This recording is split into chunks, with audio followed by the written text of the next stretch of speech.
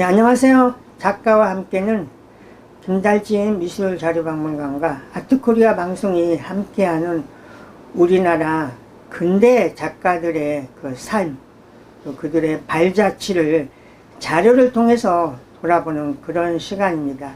오늘 소개하고 싶은 작가는 한국화가 풍곡 성재휴 선생님인데요.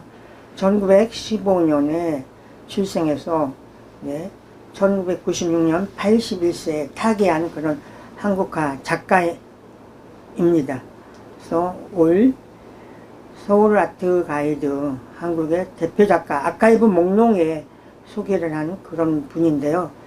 이 풍곡 성재휴 선생님을 주목하게 된 거는 그 한국화에서 굉장히 파격적인 색감과 굉장히 기운생동한 이런 그림을 추구했던 이런 작가이기도 합니다. 그런데 그분도 많이 잊혀졌었는데요. 김달진 미술자료박물관이 2017년에 20세기 한국화의 역사전을 하면서 그 당시 그 미술평론가, 미술사가 이런 분들 통해서 설문조사를 했었을 때 재조명되어야 할 작가 중에 사실 이 성재휴 선생님이 포함이 됐었습니다. 그래서 그분의 어떤 정말 해화적인 기량이나 탁월한 한국화에서 또 현대성 부여 이런 것이 높이 평가가 됐는데 너무 이렇게 조명이 안 됐다. 그래서 평가되어야 된다. 이렇게 선정이 됐었던 작가이기도 합니다. 그 성재휴 선생님은 그 경남 창녕에서 태어나서 대구의 석재 서병호 선생님한테 이 사군자 서예를 배웠습니다. 그리고 다시 1934년 이 무렵에 광주에 가서 의제허백년 선생의 문화상으로 한 3년간 이런 산수와 이런 동양화라는 이런 거를 공부를 했었습니다. 그래서 1949년 1회 국전에서 입선을 해서 초기했었는데요. 그 이후로는 선생님은 국전을 예면한 우리가 소위 얘기하는 제야 작가로서 활동을 이어왔습니다. 그래서 나중에 홍익대학교 강사, 수도여자사범대학교 강사 교수까지 역임을 했고요.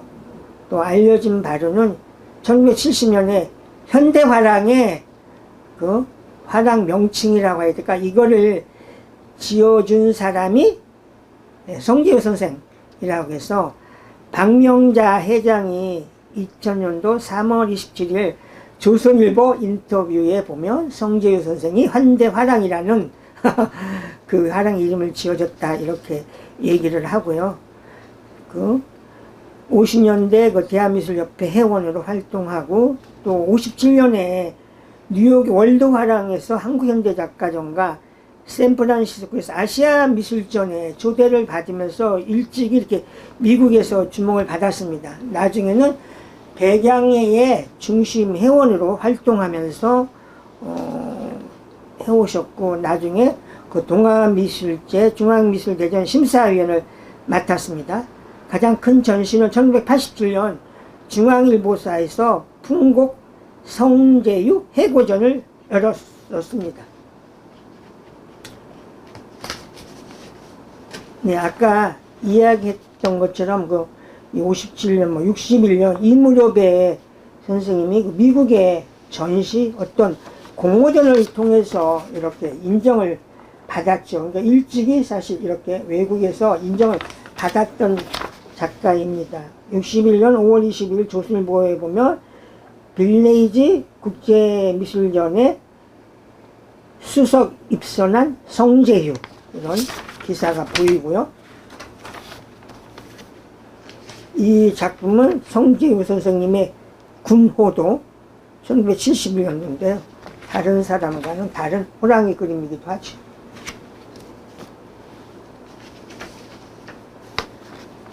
네, 55년도, 57년도, 59년도, 61년도 이렇게 개인전을 쭉 이어갔습니다. 그래서 여기는 우리가 얘기한 것 바다의 개인데요. 굉장히 자유분방한 이런 동세를 보여주고 있죠. 네, 76년도 개인전 때요. 자연미를 재구성하는 야성의 필세 썬데이 소울은 이렇게 선생님의 작품 세계를 소개하고 있습니다. 네, 이 일간 스포츠의 걸작의 초대에는 성재유 선생의 그 송림초원, 이걸 그냥 대표작으로 얘기를 했는데요. 야성 속에 넘치는 해악, 호방한 파묵의 핵성, 선액, 이렇게 선생님의 작품 세계를 소개를 하고 있습니다. 네. 굉장히 좀 파격적인 한국화의 선이죠. 작품.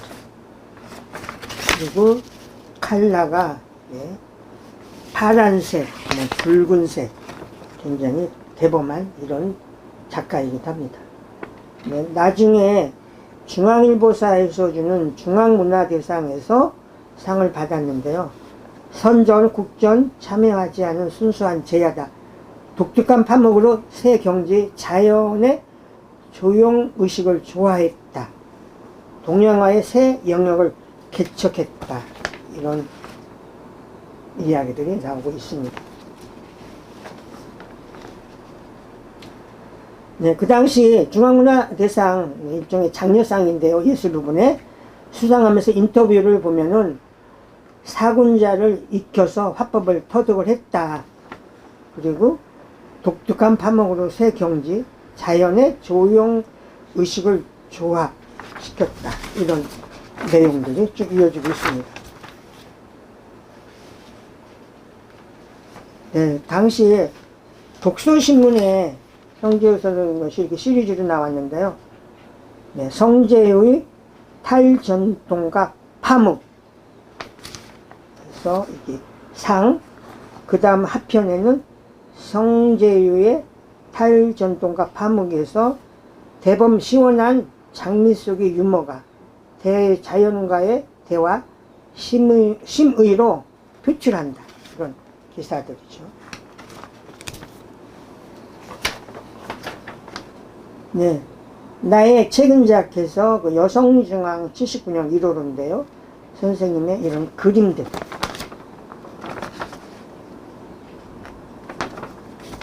네, 여성동화 미술전 시리즈에서 또 평론가 박내경 선생님이 우리 성재유 선생님에 대한 이런 작품론을 쓰기도 했습니다. 그리고 국립현대미술관에서 나오는 그 미술관에서 나오는 현대 미술이라는 소식지에 유용준 선생이 풍곡 성재유에 대한 어떤 소론 이런 거를 이렇게 소개를 했습니다.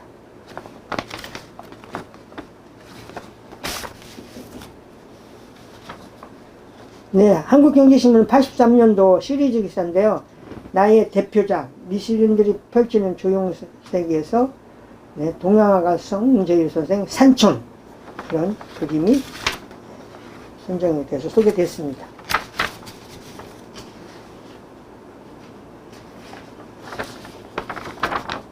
네, 84년도 7년 만에 작품장 갖는 풍곡 성재유 화백.